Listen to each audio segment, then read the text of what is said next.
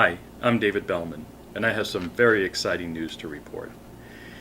This week, I had the opportunity to look at two very unique and historical items. The first item was a wedding band that belonged to Lee Harvey Oswald, and the second item was the Rosary beads that belonged to JFK. These two items are absolutely incredible. They have huge historical value, and they'll be going up for auctions in October at my good friend's RR Auction out of Amherst, New Hampshire. I want to thank Bobby Livingston in particular for bringing these items to me and asking me to help authenticate them for the auction. So the first part of the story I'd like to tell you about is the wedding band that belonged to Lee Harvey Oswald. As many of you may know, he was married, and was married actually in Russia. What he had done was he had defected over to the Soviet Union in the early 60s, and when he got there, he married a Russian woman. And they had a wedding there in Minsk, of all places, and exchanged wedding bands. And he wore his wedding band religiously. After they were married, a few years later, they returned from the Soviet Union back to the United States.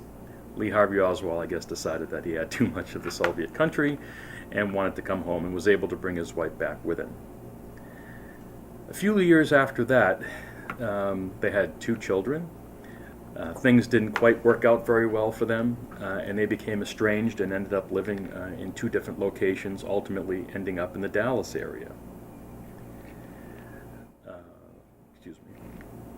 So as part of the separation, they had agreed that Lee Harvey would come over on Fridays and visit with the kids.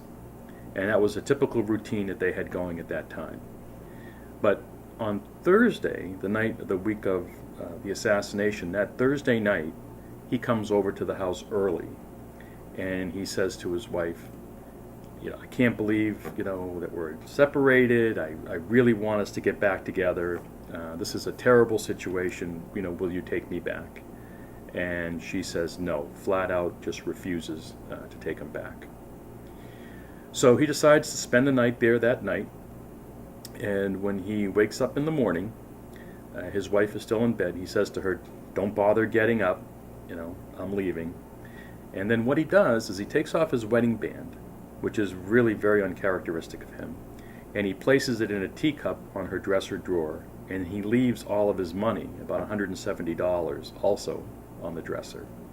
Walks out of the bedroom, goes out to the garage, and gets his rifle and wraps it up, and a friend of his picks him up at the house, and together they drive to their job, which is over at the school book depository. That's where the wedding band ended up that day. He put it in a little teacup on her dresser. She never knew that it was there.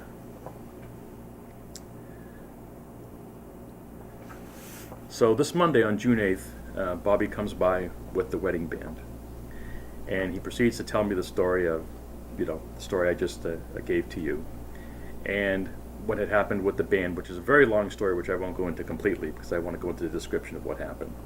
So as the wedding band came in, he wanted to find some way to authenticate it so that we could figure out if it was in fact purchased in Russia.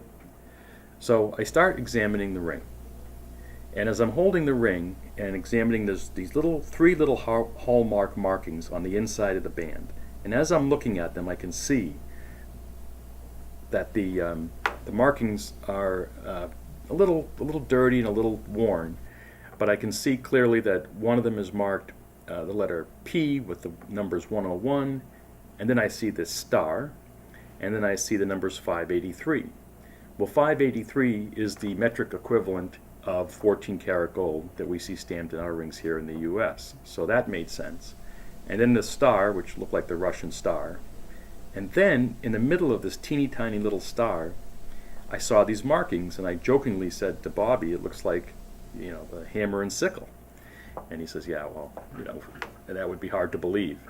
But when I held it just right, and I looked in the light, and I reflected it off the star, and I'm looking at it with the loupe and really paying attention to it, I really believe that that's what I can see. And I cleaned it a little bit, and then we have a special video microscope that we use here at the store for examining diamonds, and I proceeded to put it under that scope to try to get a nice clear picture, if possible, of that hammer and sickle, which you will see in a minute. So it came out, it was very exciting. Nobody expected to find that kind of instant proof that this was actually his wedding band from the Soviet Union, but now there's no question, because that particular marking is a mint mark that's controlled by the government, because at the time in communist Russia, this is what they did. They controlled all the gold supply in the country, and they would put it into the system when they wanted to, and they had full control over everything that happened. So for about 20 minutes, we examined it. We had people here from the union leader, from WMUR-TV, recording the whole situation as it happened. And it was really quite exciting, and we had a really fun time having that particular piece here. So I hope you enjoy the images that I have for you today. I know I really enjoyed having the opportunity to take a close look at history, and in my next segment I'll tell you all about the JFK Rosary beads. Thank you.